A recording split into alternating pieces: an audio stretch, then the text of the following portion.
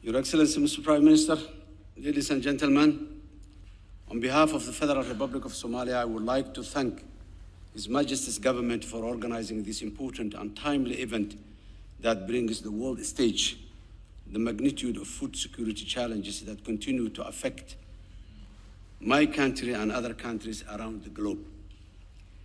The persistence of food insecurity is due to a variety of factors, including climate shocks, heavy reliance on increasingly expensive food imports, global disruption of supply chain, and weak infrastructure. In Somalia, we are ambitious in our goals and we are developing sound policy solutions across the multifaceted areas, beginning with peace and security. Since June 2022, Somali National Army has been able to partner with the local forces and the global partners in an unprecedented offensive that has recovered from more than 70 towns and villages from Al-Shabaab in the southern and the central federal member states of Somalia. These newly recovered areas are home to some of the richest farming lands in the country. The Somali government has started a stabilization program after the liberation, which has two important aims. One is to stabilize the situation and provide services to the people who has been lacking those services for more than a decade now. And the second is making the transition program as a bridge that moves the Somali people from the humanitarian situation into a development situation. Two is the climate adaptive technology and infrastructure. According to a recent study by the African Development Bank, Somalia has the highest resource potential of any African nation for onshore wind power and could generate between 30 to 45,000 megawatts of wind power. We also have 300 days of sunshine annually.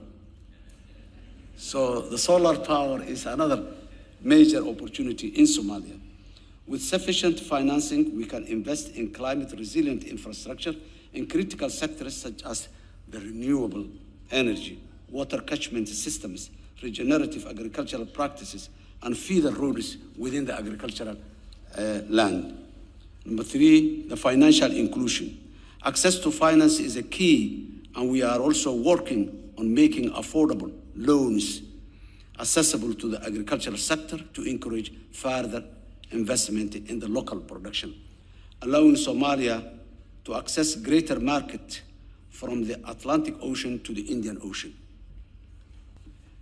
In conclusion, to mitigate the potential for a famine in Somalia, the international community, especially the United States, the United Kingdom, the European Union, and many more partners, among which is the United Arab Emirates, have provided a huge amount of resources to avert the famine in Somalia. As rightly His Excellency, the Prime Minister said, Somalia was on the brink of famine when we came to the office last year, and with these supports and the organization my government did, we are positive.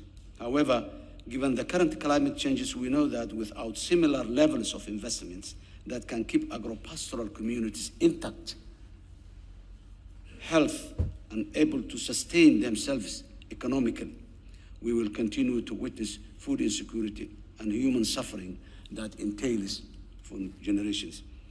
The larger scale investment in energy system and transport infrastructure will require funds for multilateral and bilateral financing institutions, and Somalia has developed the necessary institutions to work with and the necessary legislations and acts to help. However, at the current rates, African countries pay more than 5 times the interest rates than many other parts of the world. Handouts did not help and will not help in the future. Did not help in the past and will not help in the future. But financing at a fair rate in the economic uplifting of the people is what helps a lot. Finally, to be successful, we need a collective effort of governments, international organizations, and private sector to deliver for the most vulnerable societies, among which Somalia is one. Ladies and gentlemen, I thank you very much for giving us this opportunity. Thank you. Thank you.